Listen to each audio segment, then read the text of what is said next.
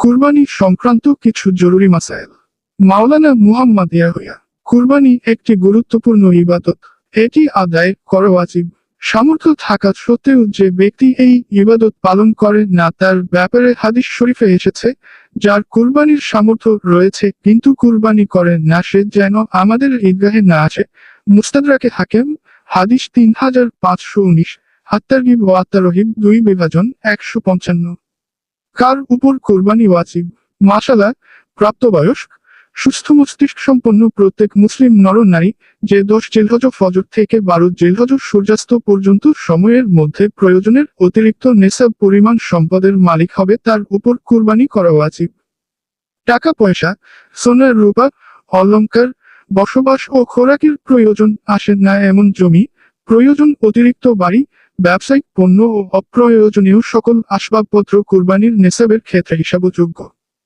আর নেসাব হলো স্বর্ণের ক্ষেত্রে 7.5 ভরি, রূপার ক্ষেত্রে 52.5 ভরি, টাকা পয়সা ও অন্যান্য বস্তুর ক্ষেত্রে নিসাব হলো এর মূল্য 52.5 তোলা রূপার মূল্যের সমপরিমাণ হওয়া। আর সোনা বা রূপা কিংবা টাকা পয়সা এগুলোর কোনো একটি যদি পৃথকভাবে নেসাব পরিমাণ না থাকে কিন্তু প্রয়োজন অতিরিক্ত একাধিক বস্তু মিলে 52.5 তোলা রূপার মূল্যের সমপরিমাণ হয়ে যায়, তাহলেও তার উপর কুরবানি করা ওয়াজিব। আল-মুহিতুল বুরহানি 8/455, ফাতাওয়া তাতারখানিয়া 17/405। কুরবানি করতে না পারলে। মাশাআল্লাহ, কেউ যদি কুরবানির দিনগুলোতে ওয়াজিব কুরবানি দিতে না পারে তাহলে কুরবানির পশু ক্রয় করে থাকলে তার উপর কুরবানির উপযুক্ত একটি ছাগলের মূল্য সজ্ঞা করা ওয়াজিব। আর যদি পশু ক্রয় করেছিল কিন্তু কোনো কারণে কুরবানি দেওয়া হয়নি তাহলে ওই পশু জীবিত সজ্ঞা করে দিবে। বাদায়ুস সানায় 4/204, ফাতোয়া কাজী খান 3/345। কোন কোন পশু দ্বারা কুরবানি করা যাবে? মাশাআল্লাহ, উট, গরু, মহিষ, ছাগল, ভেড়া ও দুম্বা দ্বারা কুরবানি করা যায়। এসব গৃহপালিত পশু ছাড়া অন্যান্য পশু যেমন হরিণ, বন্যগরু ইত্যাদি দ্বারা কুরবানি করা যায় নয়। ফাতোয়া কাজী খান 3/348, বাদায়ুস সানায় 4/205। কুরবানির পশুর বয়স সীমা। মাশাআল্লাহ, উট কমপক্ষে 5 বছরের হতে হবে। গরু ও মহিষ কমপক্ষে 2 বছরের হতে হবে। আর ছাগল, ভেড়া ও দুম্বা কমপক্ষে 1 বছরের হতে হবে। তবে ভেড়া ও দুম্বা যদি 1 বছরের কিছু কমও হয় কিন্তু এমন হৃষ্টপুষ্ট হয় যে দেখতে 1 বছরের মতো মনে হয় তাহলে তা দ্বারাও কুরবানি করা যায়। অবশ্য এক্ষেত্রে কমপক্ষে 6 মাস বয়সের হতে হবে। উল্লেখ্য, ছাগলের বয়স 1 বছরের কম হলে কোনো অবস্থাতেই তা দ্বারা কুরবানি যায় হবে না। ফাতোয়া কাজী খান 3/348, বাদায়ুস সানায় 4/205-206। মাশাআল্লাহ, উট, গরু, মহিষ 7 ভাগে এবং 7-এর কমে যে কোনো সংখ্যা যেমন 2, 3, 4, 5 ও 6 ভাগে কুরবানি করা যায়। অর্থাৎ কুরবানির পশুতে 1/7 বা এর অধিক যে কোন অংশে অংশীদার হওয়া যায়। এক্ষেত্রে ভগ্নাংশ যেমন 1.5 ভাগ, 2.5 ভাগ, 3.5 ভাগ হলেও কোনো সমস্যা নেই। সহিহ মুসলিম, হাদিস 1318, বাদায়ুস সানায় 4/207। কুরবানির পশুতে আকিকার অংশ। মাশাআল্লাহ, কুরবানির গরু, মহিষ ও উটে আকিকার নিয়তে শরীক হতে পারবে। এতে কুরবানি ও আকিকা দুটোই সহিহ হবে। হাসিয়াতুত তাহতাবি আলাদুর 4/166, রদ্দুল মুতার 6/362। মাশাআল্লাহ, শরীকদের কারো পুরো বা অধিকাংশ উপার্জন যদি হারাম হয় তাহলে কারো কুরবানি সহিহ হবে না। মাশাআল্লাহ, যদি কেউ গরু, মহিষ বা উট একা কুরবানি দেওয়ার নিয়তে কিনে আর সে ধনী হয় তাহলে ইচ্ছা করলে অন্যকে শরীক করতে পারবে। তবে এক্ষেত্রে একা কুরবানি করাই শ্রেয়। শরীক করলে সে টাকা সদকা করে দেওয়া উত্তম। ফাতোয়া কাজী খান 3/350-351, বাদায়ুস সানায় 4/210। রুগ্ন ও দুর্বল পশুর কুরবানি। মাশাআল্লাহ, এমন শুকনো দুর্বল পশু যা জবাইয়ের স্থান পর্যন্ত হেঁটে যেতে পারে না তা দ্বারা কুরবানি করা যায় নয়। জামে তিরমিজি 1/275, আলমিরি 5/297, বাদায়ুস সানায় 4/214। দাঁত নেই এমন পশুর কুরবানি। মাশাআল্লাহ, গরু ছাগলের অধিকাংশ দাঁত না থাকলেও যে কয়টি দাঁত আছে তা দ্বারা যদি ঘাস চিবিয়ে খেতে পারে তবে সেটি দ্বারা কুরবানির সহিহ। কিন্তু দাঁত পড়ে যাওয়ার কারণে যদি ঘাস চিবিয়ে খেতে না পারে তবে ওই পশু কুরবানি করা যাবে না। বাদায়ুস সানায় 4/215, ফাতোয়া আলমগীরি 5/298। যে পশুর শিং ভেঙে বা ফেটে গেছে। মাশাআল্লাহ, যে পশুর শিং একেবারে গোড়া থেকে ভেঙে গেছে, যে কারণে মস্তিষ্ক ক্ষতিগ্রস্ত হয়েছে, সে পশুর কুরবানি জায়েজ নয়।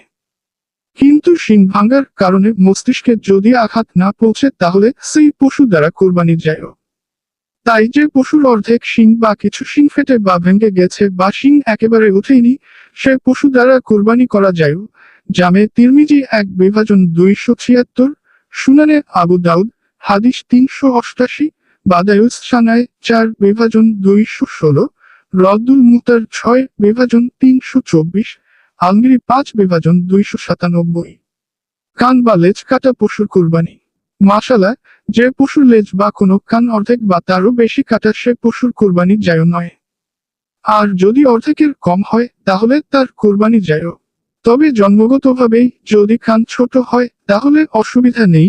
জামে তিরমিজি 1/275, মুসনাদে আহমদ 1/610, ইলাউস সুনান 17/238, ফাতোয়া কাজী খান 3/352, আলমগীরি 5/297-298। মৃতের পক্ষ থেকে কুরবানি। মাশাআল্লাহ, মৃতের পক্ষ থেকে কুরবানি করা জায়েজ। মৃত ব্যক্তি যদি ওসিয়ত না করে থাকে তবে সেটি নফল কুরবানি হিসেবে গণ্য হবে।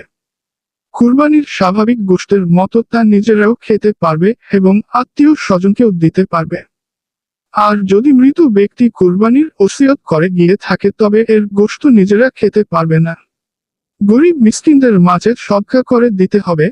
মুসনাদে আহমদ 1/107, হাদিস 845, ইলাউস সুনান 17/268, রদ্দুল মুতার 6/326, কাজী খান 3/352। অন্য কারো ওয়াজিব কুরবানি আদায় করতে চাইলে। মাশাআল্লাহ, অন্যের ওয়াজিব কুরবানি দিতে চাইলে ওই ব্যক্তির অনুমতি নিতে হবে। অনুমতি নিলে এর দ্বারা ওই ব্যক্তির কুরবানি আদায় হয়ে যাবে, নতুবা ওই ব্যক্তির কুরবানি আদায় হবে না। অবশ্য স্বামী বা পিতা যদি স্ত্রী বা সন্তানের বিনা অনুমতিতে তার পক্ষ থেকে কুরবানি করে তাহলে তাদের কুরবানি আদায় হয়ে যাবে। তবে অনুমতি নিয়ে আদায় করা ভালো। গোশত, চর্বি বিক্রি করা। মাশাআল্লাহ, কুরবানির গোশত, চর্বি ইত্যাদি বিক্রি করা জায়েজ নয়। বিক্রি করলে পূর্ণ মূল্য সদকা করে দিতে হবে। ইলাউস সুনান 17/259, বাদায়ুস সানায় 4/225, কাজী খান 3/354, আলমগীরি 5/301। বিদেশে অবস্থানরত ব্যক্তির কুরবানি অন্যত্র করা। মাশাআল্লাহ, বিদেশে অবস্থানরত ব্যক্তির জন্য নিজ দেশে বা অন্য কোথাও কুরবানি করা জায়েজ। মাশাআল্লাহ, কুরবানিদাতা এক স্থানে আর কুরবানির পশু ভিন্ন স্থানে থাকলে কুরবানিদাতার ঈদের নামাজ পড়া বা না পড়া ধর্তব্য নয়, বরং পশু যে এলাকায় আছে ওই এলাকায় ঈদের জামাত হয়ে গেলে পশু জবাই করা যাবে। আব্দুল মুখতার 6/318। কুরবানির পশুর হাড় বিক্রি। মাশাআল্লাহ, কুরবানির মৌসুমে অনেক মহাজনের কুরবানির হাড় ক্রয় করে থাকে। টোকাইরা বাড়ি বাড়ি থেকে হাড় সংগ্রহ করে তাদের কাছে বিক্রি করে। এদের ক্রয় বিক্রয় জায়েজ, এতে কোনো অসুবিধা নেই। কিন্তু কোনো কুরবানিদাতার জন্য নিজ কুরবানির কোনো কিছু এমনকি হাড়ও বিক্রি করা জায়েজ হবে না। করলে মূল্য সদকা করে দিতে হবে। আর জেনে শুনে মহাজনদের জন্য এদের কাছ থেকে ক্রয় করাও বৈধ হবে না। বাদায়ুস সানায় 4/225, কাজী খান 3/354, ফাতোয়া হিন্দিয়া 5/301। কাজের লোককে কুরবানির গোশত খাওয়ানো। মাশাআল্লাহ, কুরবানির পশুর কোনো কিছু পারিশ্রমিক হিসাবে দেওয়া জায়েজ নয়। গোশত পারিশ্রমিক হিসেবে কাজের লোককে দেওয়া যাবে না। অবশ্য এ সময়ে ঘরের অন্যান্য সদস্যদের মতো কাজের লোকদেরকেও গোশত খাওয়ানো যাবে। আহকামুল কুরআন জাসসাস 3/237, বাদায়ুস সানায় 4/224, আলবাহরুর রায়েক 8/326, ইমদাদুল মুফতিন প্রি 802। জবাইকারীকে পারিশ্রমিক দেওয়া। মাশাআল্লাহ, কুরবানির পশু জবাই করে পারিশ্রমিক দেওয়া নেওয়া যায়। তবে কুরবানির পশুর কোনো কিছু পারিশ্রমিক হিসেবে দেওয়া যাবে না। কিফায়াতুল মুফতি 8/265।